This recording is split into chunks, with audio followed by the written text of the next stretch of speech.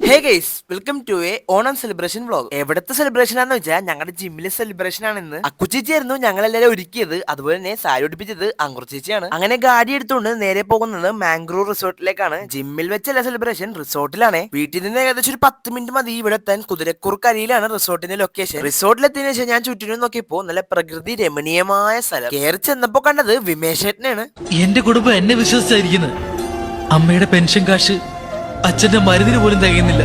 ഇതാണ് ഗൈസ് ഞങ്ങളുടെ സ്വന്തം കോച്ചായ ശബ്നദിക്ക. എങ്ങനെയാണ് സ്റ്റൈലിൽ കൂളിംഗ് ഗ്ലാസ് ഒക്കെ ഒന്ന് കാണിച്ചു തന്നതാണ്. ഇപ്പോ എന്റെ ഔട്ട്ഫിറ്റ് സൂപ്പർ ആയിരുന്നു എന്ന് പറയായിരുന്നു അനന്ത് ചേച്ചി. ഞങ്ങളൊക്കെ ജിമ്മേറ്റ്സ് ആണേ. ഞാൻ നോക്കിയപ്പോ ഇനി ആൾക്കാരൊക്കെ വരാനുണ്ട്. എന്തായാലും മാവേലി എത്തി. അങ്ങനെ ദീപം തെളിയിച്ചുകൊണ്ട് ഇന്നത്തെ പരിപാടികളൊക്കെ സ്റ്റാർട്ട് ചെയ്യാൻ വേണ്ടി പോവുകയാണ്. അത്തക്കള സൂപ്പർ ആണല്ലേ എന്ന് കമന്റ് ചെയ്യുക ഗൈസ്. ഇതാണ് കോച്ച് നമ്പർ 2 റിഹാനേട്ടൻ ആൻഡ് ബാക്കികളാണ് ഇഷാമേട്ടൻ. ഈ ഫ്ലെക്സിലെ പേര് എങ്ങനെ വായിക്കണ്ടെന്ന് നിങ്ങൾ കമന്റ് ചെയ്യും. എനിക്കൊരു പിടിയിട്ടല്ല. ജീവിതത്തിൽ രണ്ടാമത്തെ പ്രാവശ്യമാണ് ഞാനിപ്പോ ആങ്കർ ചെയ്യുന്നത്. ഐശ്വര്യവും സമ്പൽ സമൃദ്ധിയും ആനന്ദത്തിന്റെയും ഒത്തൊരുമയുടെയും പ്രതീകമായ ഓണാഘോഷ പരിപാടിയിലേക്ക് ഏവർക്കും സ്വാഗതം. ഈശ്വര പ്രാർത്ഥന പാടിയത് കോച്ച് റിഹാനേട്ടനായിരുന്നു. നന്മരൂപിയായ ദൈവമേ നിനക്കു വന്ദനം.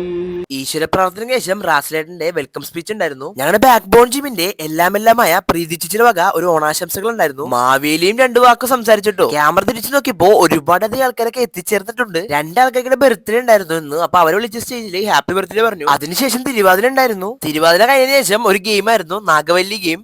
ആദ്യം ഇടത്തോട്ടൊന്ന് വളച്ച് പിന്നെ വലത്തോട്ടൊന്ന് വളച്ച് ഗെയിം എങ്ങനെ കളിക്കാന്ന് മാതൃക കാണിച്ചു കൊടുത്തതാണ് കോച്ച് റിഹാനേട്ടൻ. റിഹാൻചേട്ടൻ എങ്ങനെ കാണിച്ചു കൊടുത്ത് അതുപോലെ തന്നെ ഇരുന്നു എല്ലാവരും കളിച്ചത്. വരിക ചവിട്ടി പൊളിക്കുക, വരിക ഗ്ലാസ് ചവിട്ടി പൊളിക്കുക, അങ്ങനെയായിരുന്നു. ഗെയിം ആര് കളിച്ചിട്ട് ശരിയാവാത്തതുകൊണ്ട് കോച്ച് ഷംനാദിക്ക് തന്നെ ഇറങ്ങി കളി ജയിച്ചിരിക്കുകയാണ്. കളി ജയിച്ചതിന്റെ സന്തോഷം മൊത്തം ഞാനും കോച്ചും കൂടി ഡാൻസ് കളിച്ചിട്ട് തീർത്തതിന് ശേഷം അടുത്തത് നടത്തിയത് മലയാളി മങ്കയായിരുന്നു. മാവേലിക്ക് വെയിൽ കൊള്ളാണ്ടിരിക്കാൻ വേണ്ടി കൊട പിടിച്ചു കൊടുക്കുകയാണ് റിഹാനേട്ടൻ. ഇവിടെ മേശയുടെ റെഡിയായി സുന്ദരക്കുട്ടപ്പനായി വന്നതിന് ശേഷം ഇവിടെ ഡാൻസ് പ്രാക്ടീസ് നടത്തിക്കൊണ്ടിരിക്കുകയായിരുന്നു. കേശവ് എന്തോ കാര്യമായിട്ട് ആലോചിക്കുന്നുണ്ട്. ഇവിടെ ശരത്തേട്ടൻ ആൻഡ് ശ്രീലക്ഷ്മി ചേച്ചി ഇവർ രണ്ടുപേരും നമ്മുടെ ജിമ്മേറ്റ്സ് ആണ് ഗൈസ്. കോൺഫിഡൻസ് എന്ന് പറഞ്ഞാൽ റിഹാൻചേട്ടന്റെ കഴിഞ്ഞ വേറെ ആളുകള്.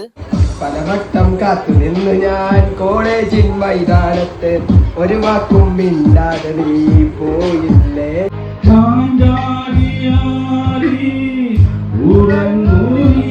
മാവേലിയുടെ പാട്ട് കേട്ടിട്ട് ഇവരെല്ലാരും കൂടി കിടന്ന് ഇപ്പൊ ഉറങ്ങിയാനെ. കോച്ച് നമ്പർ 3 നിഷി ചേച്ചി, നമ്മുടെ 4ാമത്തെ കോച്ചായ സി ചേച്ചി ഉണ്ട് ഇവിടെ. എല്ലാരും കൂടി നിന്ന് ഒരു ഗ്രൂപ്പ് ഫോട്ടോ എടുത്തതിന് ശേഷം നേരെ അടുത്ത പരിപാടി എന്ന് പറഞ്ഞാൽ സദ്യയിലായിരുന്നു. ഞാൻ നോക്കിയപ്പോ പപ്പയും ഉണ്ടായിരുന്നു വിളമ്പാൻ. എല്ലായിടത്തും ഓടിച്ചാടി നടക്കുന്ന പ്രീതി ചേച്ചിനെ നിങ്ങാരും കാണാതെ പോകരുത്. അങ്ങനെ ഈശാൻ ചേട്ടൻ ഇഞ്ചി വിളമ്പിന് ശേഷം കോച്ച് റിഹാൻ ചേട്ടൻ വന്നിട്ട് എനിക്ക് അവിയിൽ വിളമ്പി. ഇന്നത്തെ വ്ളോഗ് ഞാൻ ഇവിടെ കൊണ്ട് അവസാനിപ്പിക്കുകയാണ്. പാർട്ട് 2 ഉടനെ ഇടുന്നതായിരിക്കും. അപ്പൊ ഓക്കെ ഫ്രണ്ട്സ്, ബൈ.